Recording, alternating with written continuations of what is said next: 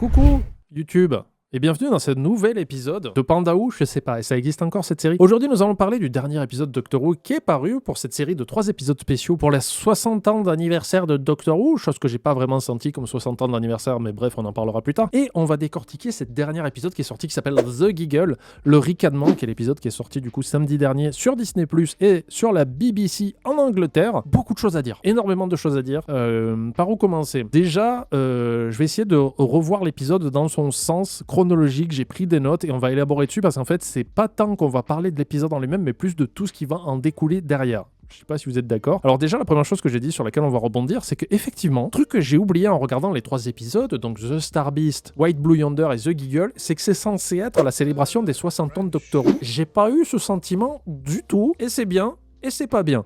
Parce que rappelez-vous, quand il y a eu les 50 ans, et c'est pas rien quand même, c'est un demi-centenaire, les 50 ans, on a eu un épisode où on avait David Tennant, Matt Smith, et un docteur inventé pour l'occasion qui était le War Doctor joué par John Hurt. Une aventure spéciale qui regroupait en plus la guerre de Gallifrey, la guerre du temps et tout ça, des trucs complètement fous. Et là, j'ai complètement oublié que ça, c'était censé être nos 60 ans. Et pour moi, non, c'était des épisodes spéciaux de mi-saison, enfin de entre-saison, on va dire, comme par exemple tous les épisodes qui sont sortis entre la saison 4 et la saison 5. Je crois qu'on a eu 3 ou 4 épisodes spéciaux pour Pâques et Noël et le jour de l'an, dont The End of Time avec David Tennant qui se régénérait en Matt Smith. Donc c'était entre la saison 4 et la 5. Là, j'ai l'impression que ces 3 épisodes, c'était des épisodes spéciaux de vacances, comme ceux dont je viens de parler, entre la saison 13 et 14. Ben en fait non, c'était censé être les 60 ans de Doctor Who. Du coup, d'un côté, je me dis, mais attendez, c'est bizarre parce que ça fait pas du tout épisode anniversaire, parce que moi, épisode anniversaire, j'ai été conditionné pour me dire, ah ben il va y avoir des apparitions d'autres docteurs, il y aura peut-être Matt Smith, il y aura peut-être Eccleston, il y aura peut-être les vieux docteurs comme Paul McGann et tout ça,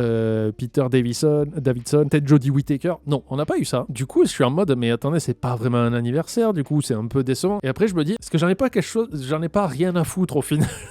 Parce que moi, on m'a servi 3 épisodes qui étaient tous extrêmement forts. Je dirais que le Star Beast est le moins bon des 3, même s'il reste bien, mais il a quand même des petits trous et tout ça, mais ça reste une aventure dans l'espace qui remet un peu le pied à l'étrier et qui a redonné l'intérêt. White Blue Yonder est une masterclass, mais j'utilise très rarement ce mot masterclass, je le trouve très ringard, et même ringard, c'est ringard. White Blue Yonder est extrêmement bien, mais pour moi, il a complètement copié Midnight, parce que j'ai re-regardé Midnight du coup récemment en me disant, mais attends, c'est un huis clos avec un extraterrestre qui copie un peu la personne. C'est un petit peu ça, mais bon, l'épisode était quand même extrêmement bien, puis il abordait des thèmes qui étaient très importants pour la suite des choses. Et The Giggle, c'est vraiment du Russell T Davies pur jus quand il faut monter les enjeux. C'est-à-dire qu'il y a des choses qui vous prennent aux tripes, il y a des moments qui vous filent des frissons, qui vous font réfléchir, et c'est très bien, il y a des enjeux, c'est génial, mais il y a des trous. Comme dans tous les trucs de Russell T Davies, il y a des trous. Beaucoup de gens ont discuté sur plein de choses. Il a prévenu qu'il y aurait des choses qui bouleverseraient un peu l'ordre de Doctor Who, un peu à la même manière que The Timeless Child. Et du coup, c'est là où on va en venir, moi, au fur et à mesure que je vais avancer dans l'épisode, c'est que justement, quand tu tentes des choses, je préfère largement que quelqu'un tente quelque chose et se foire, plutôt que quelqu'un qui reste toujours sur les mêmes trucs. Et cet épisode, The Giggle, il est sur cette corde-là. C'est-à-dire qu'il reste sur des zones de sécurité pour garder des trucs, c'est-à-dire il y a Tennant, il y a Catherine Tate, il y a toujours les mêmes intrigues, mais on tente des nouveaux trucs. Et ça, c'est un truc que je reprochais à Chibnall, c'est que lui, il a trop voulu, trop tenter tout le temps, et il faut garder cette espèce d'équilibre qui est très dur à garder, où tu tentes des nouveaux trucs, mais à côté aussi, tu donnes un peu ce qu'ils veulent aux fans, parce qu'il faut un petit peu les garder, il faut pas faire fuir tout le monde. Et pour moi, Chibnall, The Timeless Child, je pense que je l'aurais beaucoup plus accepté au premier abord si j'avais quand même eu des trucs qui me réconfortaient dans ces Doctor Who. Or, je pense qu'il a trop voulu réinventer la formule. Mais maintenant, avec le temps, je me dis, bon, de toute façon, le Timeless Child, c'est acté, c'est Russell T Davies a dit, je le garde, c'est canon, donc il faut faire avec. Donc maintenant, je l'accepte, même si je me dis c'était un peu mal exécuté, mais bon, maintenant c'est acté, donc il faut le garder, donc on fait avec. Et encore une fois, comme je dis, je préfère quelqu'un qui tente et qui foire. Chibnall l'a fait, il s'est foiré, mais bon, le truc est là, maintenant on va essayer de rebondir dessus et de faire quelque chose de bien avec. Russell T Davies, il est pas exempt, il tente des trucs, mais c'est questionnable. Mais faut bien voir. Donc on avance. Donc l'épisode, il ouvre sur une scène historique. On est en 1925 à Soho, si je me souviens bien, avec Charlie qui va acheter une poupée dans un magasin de jouets qui est détenu par un monsieur qui est joué par Neil Patrick Harris, et on apprendra plus tard que c'est le Toymaker, ou le Celestial Toymaker, qui est un vieil ennemi de Doctor Who. Par contre, le truc qui... Alors j'étais là en mode, oula, personnage inquiétant, des choses cheloues, et puis la poupée, elle sert à tester une invention qui a existé, hein, le début de la télévision et tout ça, c'est un peu flippant, c'est cool. J'ai pas compris, et j'ai pas vu les infos dans les versions commentaires de Russell T. Davies, pourquoi l'accent allemand. Et au début, je me dis, mais attends, est-ce que c'est Neil Patrick Harris qui a dit, ah ben je vais lui donner un accent allemand, parce que voilà. Et en fait, non, c'est vraiment Russell T. Davies qui a fait ça en sachant que, et ça je l'ai vu, parce que Neil Patrick Harris en parlait, il faisait... Mais en fait, il fallait pas que j'imite un allemand, il fallait imiter grossièrement un accent allemand, parce qu'on voyait des images du script écrit par Russell T. Davies, et c'est vraiment écrit de manière phonétique. C'est-à-dire qu'au lieu d'écrire The Doctor, T-H-E, c'est écrit The Doctor, avec Z-E. Donc c'est vraiment fait pour être très grossier dans un accent allemand bizarre, et j'étais là en mode... Pourquoi ? Parce qu'à aucun moment donné ce n'est justifié, puis son accent il va, il vient, même au début de l'épisode il y a Charlie qui lui dit « Ah c'est bizarre votre accent là il a glissé ». En plus le Toymaker est raciste un peu parce qu'il fait un commentaire sur la couleur de peau de Charlie en mode « Peut-être que vous êtes habitué au climat plus chaud, choucrade, tout ça ». Et le mec en face il fait « Mais je suis né en Angleterre ».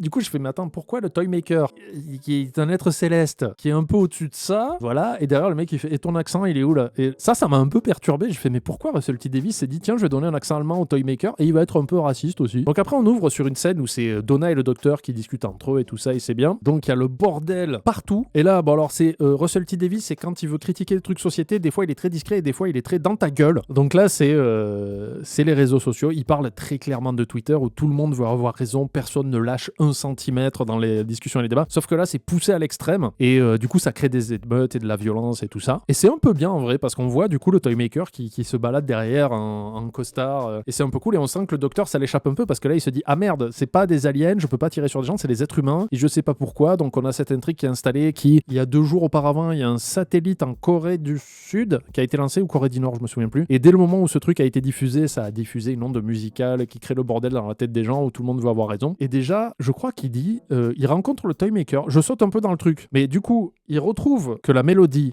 le ta ta ta ta ta ta ta c'est un truc qui a été diffusé pour la première fois en 1925 quand la télé a été créée. Ils se sont rendus compte que c'est une image subliminale qui a été implantée dans le cerveau des gens et qui ensuite a été décuplée par la Corée du Sud, Corée de l'Ouest et de l'Est. Donc ça, c'est un peu cool. C'est une intrigue un peu facile à suivre, mais au moins on comprend de quoi ça retourne. Il retourne en 1925. Super, du voyage dans le temps quand c'est justifié, c'est très bien. Pour rencontrer du coup, et paf, il tombe sur la boutique du Toymaker. Et juste avant, il y a une discussion aussi entre Donna et le docteur. Et on commence à installer un peu le fait de pourquoi le docteur est revenu à ce visage, pourquoi il est fatigué. Et c'est aussi canonisé, mais alors c'est faux. Que le docteur a des milliards d'années. Parce qu'elle lui dit, mais vous parlez jamais de vos compagnons. Il dit, mais attends, j'ai 1 milliard d'années, donc si je commençais à en parler, on n'aurait pas fini. Alors, c'est faux sur plusieurs plans. Déjà, s'il a des milliards d'années, je pense que ça fait directement référence à l'épisode, un excellent épisode que je vous conseille, qui s'appelle Heaven Sent, qui est en fait un épisode de la saison 9, je crois, avec Peter Capaldi, où il se retrouve enfermé dans son testament. Les testaments du Seigneur du Temps sont un labyrinthe qui vous met face à des épreuves, mais il peut passer son temps à revenir, et en fait, il vit pendant 4,5 milliards d'années, si je me trompe pas. C'est 4,5 milliards d'années. Je me rappelle très précisément. Donc déjà là il dit j'ai 1 milliard d'années. C'est faux, c'est 4,5 milliards. Le problème où je trouve que là c'est faux, c'est un débat que j'avais avec Poppy, mais du coup maintenant c'est canonisé. C'est canonisé dans la série, le docteur a des milliards d'années. Moi je disais ben non, il a pas vraiment 4 milliards d'années parce que dans Heaven Sent, pour ceux qui n'ont pas vu l'épisode, désolé, je vais vous spoiler le truc. Dans Heaven Sent, c'est que il tape le mur, il meurt et il revient au début, il a tout oublié et il refait ça pendant 4 milliards d'années. Mais son corps et son âme ne vieillissent pas de 4 milliards d'années puisqu'à chaque fois il reboot au moment où il est arrivé la première fois dans le truc. Donc pour moi, il est toujours le docteur qui a 2000 ans. C'est juste le mur. Le mur qui pète en diamant, lui il a 4,5 milliards d'années de coups de poing dans la tête. Et pour moi, il n'y a pas de raison qu'il se rappelle de 4 milliards d'années sa vie. Donc déjà pour moi, je sais pas ce que vous en pensez, mais pour moi c'est factuellement faux. Il n'a pas 4 milliards d'années. Mais oui, après le Timeless Child, oui par contre il est plus vieux, mais on n'arrive pas vraiment à dater. Il faudrait couper le docteur en deux et compter le nombre de cercles pour voir quel âge il a, je pense. Et deuxièmement, si vraiment on part de ce concept de Heaven Sent où il a 4,5 milliards d'années, pendant du coup 4,480 000 milliards d'années, il est seul. Parce que quand Donna lui dit mais vous me parlez jamais de vos compagnons, et il dit ouais mais j'ai plus d'1 milliard d'années, je sais pas quoi. Mais ces 4 milliards d'années qu'il a passé dans le testament, il était avec personne, donc il a personne de qui parler de plus. Vous voyez ce que je veux dire? Et ça m'a dérangé parce que d'un coup on canonise le fait que le docteur a des milliards d'années, même si on sait pas trop, parce que comme il refuse de réouvrir la montre pour se rappeler de son passé du Timeless Child, il sait pas vraiment quel âge il a, hormis ces 2000 ans qu'on connaît tous. Parce que je crois que quand le premier docteur arrive, celui de William Hartnell, il a 600 ou 800 ans je crois. Puis après ça fait que monter au fur et à mesure jusqu'à ce qu'on arrive à 2000 ans, quand c'est Matt Smith qui est coincé sur Christmas pendant 1200 ans je crois, ou quelque chose comme ça, ou 1000 ans. Donc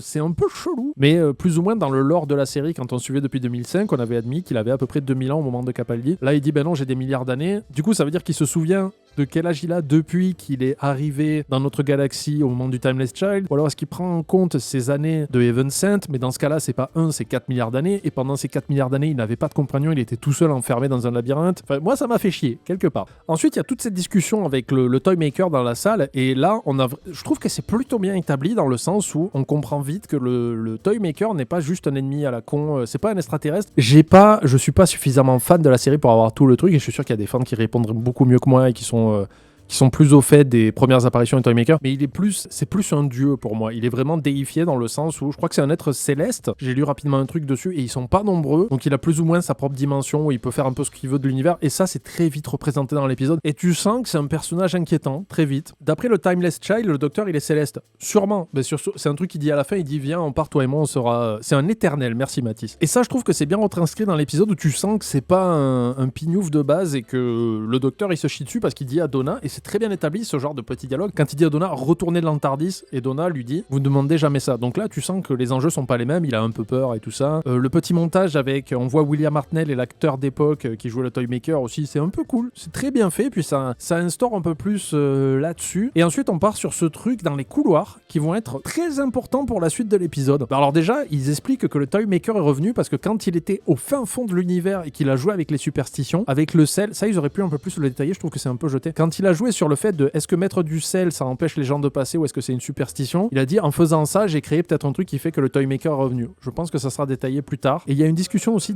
devant la boutique qui sera importante pour la suite de mon développement de pensée quand on arrivera à la fin de l'épisode, où vraiment Donna lui dit mais attendez docteur, vous prenez jamais de temps de vous arrêter depuis que vous êtes revenu de la guerre du temps et tout ça, même avant il fait vous vous êtes jamais arrêté, vous courez dans tous les sens, vous arrêtez jamais. Et il lui dit est-ce que vous pensez pas que vous avez récupéré ce visage et que vous êtes revenu vers moi pour rentrer à la maison. Et déjà ça pose un truc, parce qu'encore une fois il faut vraiment tirer le chapeau à Tate et Tennant, ils jouent ça extrêmement bien tous les deux, ils ont une alchimie qui est magnifique ils arrivent à poser les temps morts et à rendre les moments émouvants très très forts et très impactants. Donc voilà. Ensuite on se retrouve dans ces couloirs sans fin. Steven Moffat était très fort pour rendre les trucs de la vie de tous les jours inquiétants, les flaques d'eau, les statues, toujours peur. Moffat, il est très fort pour tout mettre vite dans des boîtes. Hein. Dès qu'il peut, il va vous serrer comme ça, il va vous mettre dans une petite boîte et là, on se retrouve dans les couloirs sans fin. Et là, le docteur fait une connerie il dit... Il y a un passage très émouvant où le docteur dit...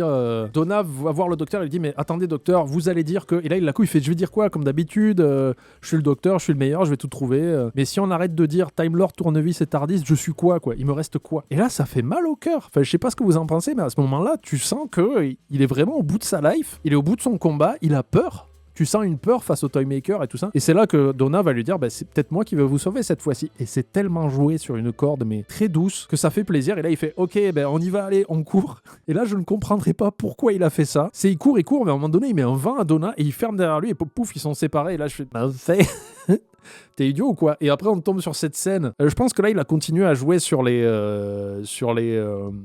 peurs de tout le monde. Il y a Donna qui se retrouve coincée avec des poupées un peu creepy. Et moi, c'est l'autre qui m'a fait peur. C'est le Charlie, en fait, qui a un corps de poupée et qui dit mais ma pauvre mère, si elle me voyait comme ça. Et je sais pas, moi, j'étais là en mode ah putain, mais c'est horrible, quoi. Et puis après, tu vois le Toymaker de dessus avec les cordes qui tirent. Je sais pas, c'est un visuel qui fait plaisir à voir. Parce que c'est vraiment très minimaliste quand on y pense. Mais putain que ça marche. Et quand les deux se retrouvent après ensemble, ça fait plaisir. Ah oui, ensuite j'ai vu des mentions... parce qu'on arrive après dans le théâtre du Toymaker. Et ça aussi, c'est des scènes, putain, mais visuellement qui sont magnifiques. Et où le Toymaker va faire un truc mais qui est resté sur Twitter. Il y a eu des mèmes qui sont sortis là-dessus, c'est exceptionnel, où il fait That's alright then, parce qu'il va parler de toutes les compagnies que le docteur a perdues. Donc il va parler de Clara, il va parler de Rose, il parle de Bill, ensuite il parle du flux, et à chaque fois le docteur fait oui mais bon voilà, j'étais à la piscine et That's alright then. Et je trouve que cet échange entre les deux est vraiment très très bon. Et j'ai vu des gens dire ah ben vous voyez, l'air de Chibnall c'était nul parce que il parle pas de Ryan, de Yaz et tout ça, et fait ben oui mais c'est normal, eux ils sont pas morts, ils ont continué à vivre leur vie, donc c'est normal, ça c'est normal. Mais par contre il parle de flux, donc encore une fois c'est canonisé, et toute cette scène là elle est géniale parce qu'il fait culpabiliser le docteur à mort en disant ouais ok ils sont pas morts mais ils ont pas une situation qui est fabuleuse non plus, parce que Clara, elle est coincée dans sa dernière seconde de vie. Rose, elle est coincée ailleurs avec un docteur humain qui va sûrement vieillir et mourir. Bill, elle a une conscience dans un vaisseau spatial. Il parle d'Adric aussi. Pour ceux qui savent pas, Adric, je crois que c'était un compagnon, corrigez-moi si je me trompe, qui était un compagnon du 5e docteur et qui est un des rares compagnons à être mort. Amy, elle est morte, mais de vieillesse normale, mais dans une époque qui n'était pas la sienne. Il parle pas de Nardole, mais encore Nardole, il est vivant, quoi. C'est juste qu'il est sur une colonie, il est un peu loin de tout. Clara, elle est morte plein de fois. Ouais, mais c'était dans le flux temporel, donc c'est pas pareil, tu vois. Et toute cette scène-là dans le théâtre est vraiment fantastique. Et puis après, il redemande au docteur. Enfin, le docteur lui dit, vas-y, on s'affronte. Et ils font un jeu de cartes. Et là, il y a des gens qui ont déliré, quoi, qui ont dit, quand il sort la carte du roi, il dit, moi, j'ai le roi. Et tout le monde dit, oh, regardez, c'est Matt Smith. Non, c'est juste Neil Patrick Harris, mais qui est mal dessiné. Du coup, il ressemble un peu à Matt Smith. C'est ma théorie, j'en suis à 90% sûr. Parce qu'il n'y a aucun intérêt que ce soit Matt Smith, en fait. Il n'y a pas de justification. Et ensuite, il dit aussi qu'il a affronté. Alors là, il y a plein de trucs qui se passent pour le futur. Il y a des fils rouges qui s'installent là. Russell T. Davies, il a fait, Steven Moffat, il était fort pour les fils rouges. Lui, il a sorti une pelote de laine. Il a fait, vous allez voir, bande d'enfoirés. Parce que là, il continue à parler de The One Who Wait, celui qui attend, qui apparemment est un être terrifiant, parce que même le Toymaker, il a fait, celui-là, je me suis chié dessus, donc je l'ai pas affronté, je me suis barré. Il y a des gens qui ont dit, mais peut-être que celui qui attend, c'est Amy, parce que c'est la fille qui attend, mais non, ça me paraît être plus que ça. Par contre, après, il parle du maître, et il fait, je l'ai piégé dans ma dent. Vous remarquerez, revoyez le truc, à chaque fois qu'il montre la dent en or, c'est pas les dents de Neil Patrick Harris, il a plein de petites dents, et si vous regardez, plus vous allez regarder, plus vous verrez que c'est un dentier. Pourquoi il pouvait pas proposer une dent en or? Je pense que c'était fait volontairement, et ça on va en reparler dans plusieurs fois dans l'épisode, pour créer un sentiment d'inconfort. Parce que je suis persuadé que comme moi, vous en êtes pas rendu compte la première fois quand il dit, ah ouais, je vais le mettre dans ma dent en or, il sourit, et j'étais là en mode, il y a un truc qui m'a... Et j'ai regardé l'épisode 3 fois. Je l'ai regardé en anglais sous-titré, en anglais, pour me concentrer sur les images, et je l'ai regardé en français pour me concentrer sur les images et mieux comprendre le sens de tout. Plus vous allez voir cette scène, plus vous verrez que c'est un dentier, et il le remontre à la fin aussi quand il est face au 15e docteur. C'est pour donner un côté jouet, c'est pour te mettre mal à l'aise, et on apprend que le maître est là. Le maître est dans une dent. Bon, on installe des fils rouges. The One Who Wait aussi, ça pourrait être le boss dont parlait The Meep. Je pense que c'est la même personne, ou alors est-ce qu'ils vont pas aller sur d'autres éternels? Est-ce qu'ils vont pas établir maintenant les éternels, en sachant que Russell T. Davies a dit qu'il voulait que les futurs Doctor Who soient beaucoup plus dans l'esprit fantasy, parce que maintenant qu'il a brisé la barrière des superstitions au fin fond de l'univers avec le sel, je pense qu'il essaye de se dire, maintenant on peut faire un peu tout et n'importe quoi, on peut avoir des licornes sans que ce soit des extraterrestres. L'épisode de Noël, il va y avoir des gobelins. Donc est-ce que c'est une race extraterrestre? Est-ce que c'est des personnages de fantasy qui arrivent à la vie? Il ouvre un peu toutes les portes. Je pense que ça fait partie des décisions de Russell T. Davies de vouloir un peu élargir le spectre de Doctor Who. On en reparlera en fin de truc. Ensuite, le docteur revient. Ils arrivent à résoudre le problème des humains, c'est-à-dire on voit plus les humains. À partir de là, ça fait longtemps qu'on les voit plus se battre et tout ça. Ils détruisent le satellite, tout va bien. Et là, il va y avoir une scène fabuleuse parce que c'est Russell T. Davies, donc non, c'est Neil Patrick Harris, donc il faut une scène dansante. Et il y a Spicer Pure Life qui est vraiment exceptionnelle dans le sens la scène de dance. Voilà. On va en parler des scènes de danse dans Doctor Who parce que c'est pas la première fois que ça arrive. Il y en a eu une déjà lors du maître de John Sim qui arrive en dansant sur I Can Decide. I can decide whether you should live or die. Hop là, je suis copyright striké. Mais sauf qu'il interagit pas vraiment avec la chanson par contre, mais voilà, ça parle du fait que est-ce que le maître va tuer le docteur ou pas. Ensuite, on a eu les gens qui ont pété une pile sur Rasputin avec le maître. Et maintenant, on a Spice Up Your Life avec le Toymaker. Sauf que si on doit comparer ces deux scènes-là, Rasputin, tout ce qu'il fait, c'est danser. Parce qu'il est content, il célèbre, il est là, il est habillé en Rasputin, donc il danse.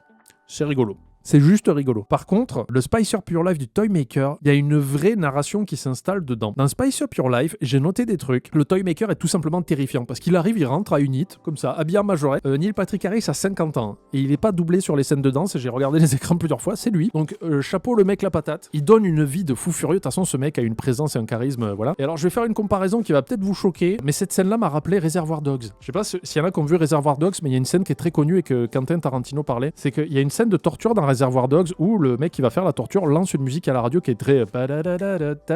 Donc t'es là, tu danses, t'es bien, et puis d'un coup, il coupe une oreille. Et là, tu souffres. Mais la musique continue, et le mec continue à danser. Du coup, t'as cette espèce de mélange de sensations où tu as une musique très entraînante qui te parle à ton tempo intérieur, mais à côté, t'as un mec qui se fait torturer. Sans aller dans ces extrêmes-là, on a Spicer Pure Life des Spice Girls, on a le Toymaker à bien majorette qui donne sa vie à danser, mais en même temps, il rentre à Unit comme ça.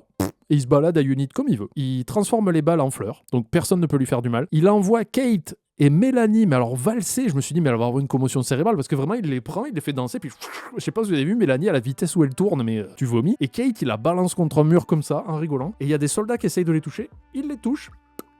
Et il se transforme en balle, et cette image est terrifiante, parce qu'après, il y en a un qui est prisonnier dans la balle. Et j'étais là en mode, ah, c'est rigolo. Vous voyez ce que je veux dire ? C'est un mélange de sensations qui est très bien orchestré et qui dit Et après, il s'en va, et je sais pas si vous entendez, quand il disparaît dans son ascenseur, il y a un poète. Et tout le monde a peur, et je trouve que cette scène marche extrêmement bien, donc chapeau pour cette scène. Au début, je me disais, mais attends, Neil Patrick Harris, pourquoi il fait un accent allemand ? On a débunké le fait que c'était écrit comme ça et qu'il a joué son rôle. Je trouve qu'il a eu une excellente prestation. Et c'est quand même un mec qui a une prestance particulière. Et comme l'a dit quelqu'un plus haut, c'est un fruit de Broadway, j'ai l'impression. Donc bravo. Parce que c'est pas évident. En plus, je crois qu'il est américain, Neil Patrick Harris. Et c'est pas tout le temps qu'il y a des acteurs américains dans Doctor Who. Donc chapeau à lui parce que c'est pas facile d'arriver comme un américain dans une série comme ça. Et je trouve qu'il a fait le taf à 300%. Ça, jusque-là, on est très bien. Là, on va arriver sur des choses intéressantes. C'est-à-dire que le docteur se fait tirer dessus au laser. On en arrive là. Parce qu'il y a toute une discussion sur je vais affronter le prochain docteur. Et là, je me suis dit, oh putain, déjà, mais il reste 20 minutes d'épisode. Et là, on va arriver à la birégénération. Birégénération, je sais pas comment on dit, j'ai oublié. Mais sur le moment, j'y ai cru et vraiment, j'étais pris au trip parce que, encore une fois, ce con de Tennant, qu'est-ce qu'il joue bien. J'étais là en mode, dans ma tête, je dis, bon, au revoir David, à plus. Et vraiment, ça m'a fait mal au cœur parce que je me suis dit, putain, on me l'arrache une deuxième fois et il arrive à me le vendre encore. Et c'est horrible. Et là, il va se passer un truc, c'est que il se fait tirer dessus, il dit à Donna, tenez-moi la main. Et Donna, elle commence à pleurer et tout ça. Et il va lui dire, je meurs pas. Et alors là, mon fan intérieur s'est rebellé. Je suis allé revoir l'épisode. Dessus, j'ai fait pause. J'ai ouvert Amazon Prime parce que de la saison 1 à 10, ils sont sur Amazon Prime. Saison 4, épisode 17, The End of Time. À 26 minutes 44, Wilfred dit au docteur, mais vous mourrez pas vraiment puisque vous revenez. Et le docteur lui répond, je peux mourir. Alors je l'ai écrit en anglais, mais je vais le traduire. Je peux toujours mourir. Même si je change, je ressens comme si je mourais. À chaque fois, je meurs. Un nouvel homme vient et il part à l'aventure, je suis mort. Et je suis mort. Donc si, parce qu'en plus, il y avait une histoire aussi, je sais plus dans quel épisode, il dit, il y a toutes ces cellules qui meurent quand même, donc il ressent la souffrance de la mort. Et ce qu'il est lui, à ce moment-là, disparaît. Et même si le nouveau a les souvenirs, c'est une nouvelle personnalité. C'est tout le principe du docteur que j'adore. C'est que le personnage de base est toujours là, mais sa personnalité change. Donc, je sais pas vous, mais moi, j'ai jamais changé de personnalité vraiment dans ma vie. Je sais pas ce que ça ferait que du jour au lendemain, je sois plus tout à fait la même personne tout en étant qui j'étais avant. Donc, si, il meurt. Bon. Et après, ils arrivent... C'est ça aussi que j'aime dans la régénération, parce que là, au bout d'un moment, je me dis, mais attends, les régénérations, juste le docteur, il tire des faisceaux et il se change. On le voit à chaque fois. Donc, j'apprécie le fait que ça soit pas tout le temps pareil. Par exemple, que le docteur de Matt Smith, il se régénère en éternuant. Je sais pas si vous vous rappelez, parce qu'il a les faisceaux et tout ça, puis après, il revient, il a son visage, il fait « Ah tiens, chia, pouf !» Et c'est Capaldi. C'est marrant. Je crois que Jodie Whittaker, c'est pareil. Même ses vêtements se régénèrent. Et là, je me dis, c'est bien qu'en fait, il y ait cette histoire de « Non mais vas-y, tire !» Et qu'on ait vraiment ce passage où les deux sont en face à face. Et je fais « Bon, pourquoi pas ?» Alors, le jeu de la balle, pour finir, je trouvais ça extrêmement nul. Je sais pas, mais si vous allez voir le synopsis de la première confrontation du Toymaker et du Docteur, donc avec William Hartnell, c'est le Docteur qui doit jouer un jeu où il faut qu'il gagne en 1027 coups, je crois. C'est une tour...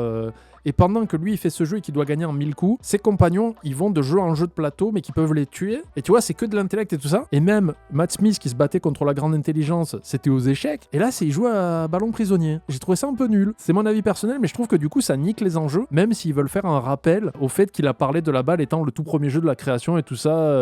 Non, je pense qu'en vrai, le premier jeu de la création, ça a été sans mon doigt, tu vois. Qu'est-ce que j'ai sur le doigt? C'est le premier homme, il était là, il grattait, il fait... L'autre, il fait... Mammouth. Il fait perdu, c'est mon cul. Tu vois? Donc, le jeu de la balle, je trouvais ça naze et ça a un peu cassé le truc. Et voilà. Et donc, on va dire que j'en finis là pour parler de l'épisode en direct. Maintenant, on va ouvrir les débats de la bigénération et de la fin du 14e Docteur. Donc, maintenant, on va parler de deux choses. La bigénération, qu'est-ce que j'en pense? Alors, effectivement, c'est très risqué. Oui et non. Parce que le problème, c'est qu'au début, j'étais OK avec.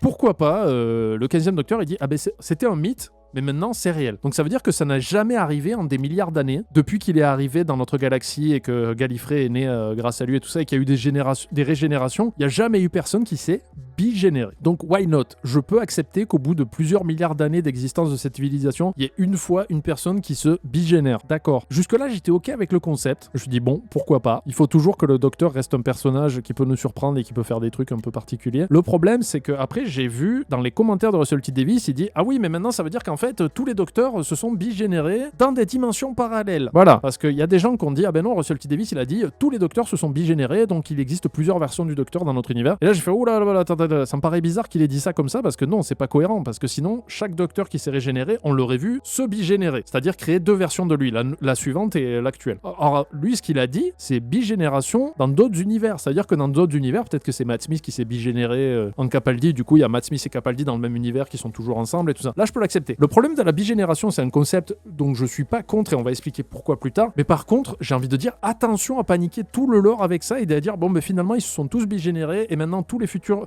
le 15e docteur il va se bigénérer aussi et tout ça, ils seront vivants. Ça, je suis pas d'accord. Enfin, c'est mon avis personnel. La bigénération, si ça arrive tous les 100 000 ans, je suis ok. Si ça arrive tout le temps maintenant ou qu'on dit que tous les autres se sont bigénérés, pour moi, c'est ultra casse-gueule. C'est comme je l'ai dit, le Timeless Child, maintenant, je l'accepte. C'est une idée de Chibnall qui a remis ça au goût du jour parce que je crois que ça existait avant. Je me dis, bon, pourquoi pas? Parce que ça donne un nouvel arc au docteur. Why not? Ça fait partie des idées qu'il faut plus jeter maintenant à la poubelle. De toute façon, elles sont canonisées, donc c'est comme ça. Mais, je l'ai dit sur l'épisode d'avant, ça peut créer des problèmes narratifs maintenant. On va voir ce qu'ils en feront, c'est leur problème, on va dire. Mais il faut pas que la bigénération devienne une excuse pour faire tout et n'importe quoi. Je ne veux pas voir des bigénérations tout le temps maintenant, parce que sinon c'est tricher. Par contre, c'est une excuse pour pouvoir dire, pourquoi... Ah tiens, il y a Matt Smith qui est là. C'est parce qu'en fait, c'est la bigénération, mais d'un autre univers. Et là, les deux se sont croisés, mais à la fin de l'épisode, il faudra qu'il retourne dans son univers. Pourquoi pas? Si ça facilite la transition des docteurs qui viennent dans l'univers et qui repartent, ok. Par contre, on va parler de maintenant d'un sujet qui est un peu plus sensible. Pour moi, la trame plus importante de l'épisode et qui est beaucoup plus subtile, parce qu'au début, je disais, ce qu'a fait le Toymaker et qu'il a mis le giggle dans la tête des gens, c'est pour symboliser Twitter, on est d'accord? C'est tout le monde a raison, personne n'a tort, et du coup,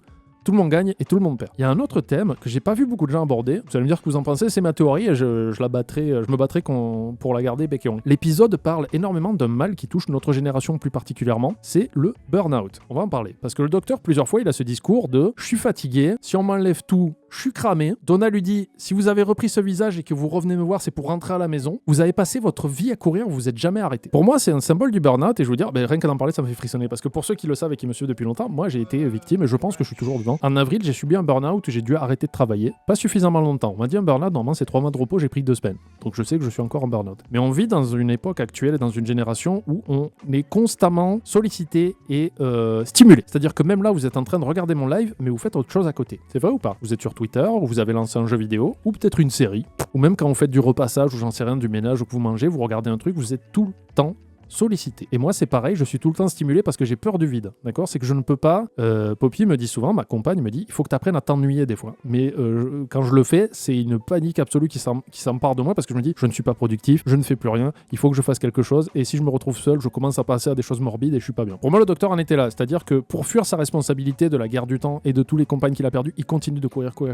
Et cet épisode va là. Et quand il se bigénère, le 15e docteur lui dit, va prendre ta retraite, va te reposer, va retrouver une famille et pas genre comme t'as fait avec Rose et tout ça où tu passais Noël et tout. Je fais non, là t'arrêtes pour de bon. Prends ton Tardis avec toi parce que c'est ton doudou et qu'il en a besoin, il en a besoin autour de lui. Donc moi ça me dérange pas qu'il y ait 2 Tardis. Il y a déjà eu plusieurs Tardis. L'épisode des 50 ans, il y en avait 12 qui tournaient autour de Gallifrey. Donc moi cet épisode il m'a touché particulièrement parce que j'étais là-dedans aussi à une époque et pour moi c'était pour que ce docteur ait une fin heureuse dans le sens où c'est bon, t'as sauvé du monde. Maintenant moi je suis là, je vais m'en occuper. Et il lui dit j'ai besoin que toi t'ailles mieux pour que moi j'aille mieux. Donc je pense qu'il y a une espèce de lien psychique entre les deux. Donc là on touche directement à la santé mentale. C'est qu'il dit, toi, mon petit gars, Kid, comme il l'appelle, le 14, prends soin de toi et moi j'irai mieux. Et on le voit de suite qu'il va mieux et tout ça. Et donc là, j'arrive à mon hypothèse de ce que engendre la bigénération. C'est que donc maintenant, on a le 15e docteur, qui est un vrai docteur qui peut partir à l'aventure, mais qui sera plus en phase avec lui-même parce que le 14e va se soigner. Il passe du temps avec sa nouvelle famille, celle où il voulait revenir, celle où il a mal vécu la fin parce que quand il s'est régénéré, c'était avec Donna, il avait perdu Donna. Là, il a retrouvé sa famille du moment. Et à mon avis, les gens disaient, la théorie c'était, mais attends, du coup le 14e, est-ce qu'il va se régénérer en 15e docteur Et c'est là où moi je vais partir sur autre chose, c'est que maintenant il peut vivre sa vie tranquillement. Et il y a une autre phrase qui est dite dans le... Alors je crois que c'est le 15e docteur qui dit, ou le 14e, qui dit, mais nous la réhabilitation on la fait jamais dans l'ordre. Donc à mon avis c'est que là, le 14e docteur, j'espère qu'on ne le verra plus. Parce que sinon ça tue complètement le concept de il doit prendre soin de lui et réparer ses blessures et prendre du temps pour lui, encore en phase avec le burn-out. C'est ma théorie à moi, c'est que maintenant, ce docteur-là, quand il va mourir, ça sera de vieillesse ou d'autre chose, mais il se régénérera en ancienne incarnation de lui-même pour aller réparer ses blessures de ce moment-là. Et là, vous allez me dire, mais pourquoi tu dis ça? On va revenir à l'épisode des 50 ans. 14e deviendra le Curator. Pour ceux qui se rappellent de l'épisode anniversaire, à la fin de l'épisode, il y a le 11e docteur, Matt Smith, qui parle à une personne qui s'appelle le Curateur, qui est joué par Tom Baker, le 4e docteur. Et The Day of the Doctor, voilà. Et c'est un peu implicite que c'est le docteur, ce mec à qui il parle, sauf qu'on n'a pas vu cette incarnation plus vieille du docteur. Donc moi, je me dis, une fois que le docteur de Tennant, le 14e, aura pensé les blessures du 10e et qui sera en paix avec lui-même, quand il se régénérera, il prendra un autre visage. Donc peut-être celui de Tom Baker, du 4e docteur. Il deviendra le Curateur. Et pour ce personnage-là, ça sera important de rétablir un peu la culture de sa planète et tout ça qui était Gallifrey à ce moment-là. Donc il va tenir un musée et mourir de vieillesse. Peut-être qu'à ce moment-là, il va se régénérer en 11e docteur. qui va résoudre les problèmes de Matt Smith, etc., etc. Et j'ai envie vraiment que Russell T. Davies ne sorte pas de là et que ça soit pas une excuse pour ramener Tennant tout le temps dans le coin. Je veux vraiment imaginer que ce docteur-là va vivre 100, 1000, 10 000 années à penser ses blessures et à prendre soin de sa santé mentale. Parce que le bonhomme a plus de 4 milliards d'années, il a beaucoup de travail à faire sur lui-même. J'ai envie d'imaginer qu'il vit sa retraite le plus pleinement possible. Ça me ferait plaisir. On n'a pas besoin de savoir, peut-être que de temps en temps, le casier il va dire « Attends, je regarde mon écran. Ah, il s'est régénéré. Ah, c'est bien qu'il ait fait ça. C'est bien, il faut passer du temps avec Lara, là. C'est bien, ça sera la meilleure seconde de sa vie. Super. » Et il repart à l'aventure. Je ne veux pas le voir. Et je ne veux surtout pas voir de spin-off avec Donna et David Tennant. Ça serait une insulte au nouveau docteur. Ça serait une entrave absolue. Je veux imaginer, et ça serait bien pour tout le monde qu'on l'accepte. Comme il faut accepter que quand on est en burn-out, on a besoin d'aide et il faut s'arrêter. Je veux qu'on accepte le fait que maintenant, ce docteur-là, il faut lui foutre la paix et qu'il est dans son coin. Et que chaque incarnation du docteur qu'on a connu avec ses traumas ira se soigner et prendra soin de sa santé mentale. Voilà, c'est ce que je voulais dire. Et c'est pareil pour vous, si vous avez vécu un burn-out, que vous êtes en détresse mentale, il faut prendre soin de soi. Voilà. Ça, c'était ma théorie. C'était ma théorie sur cette fin du 14e Docteur. J'espère qu'il sera en paix, pour que nous aussi on le soit, et que le 15e Docteur soit lui aussi en paix. Et il a l'air, parce qu'il va en boîte de nuit dans 100 Kilt. On a vu des trailers, ça a l'air fantastique. Moi, j'ai trop hâte. Donc voilà, c'était du coup un nouvel épisode, enfin le dernier pour cette série des 3 épisodes des 60 ans de Doctor Who. J'espère que ça vous aura plu. Et du coup, on se retrouvera pour l'épisode de Noël. C'est The Church on Ruby Road, je crois. Voilà. Donc merci. À bientôt YouTube.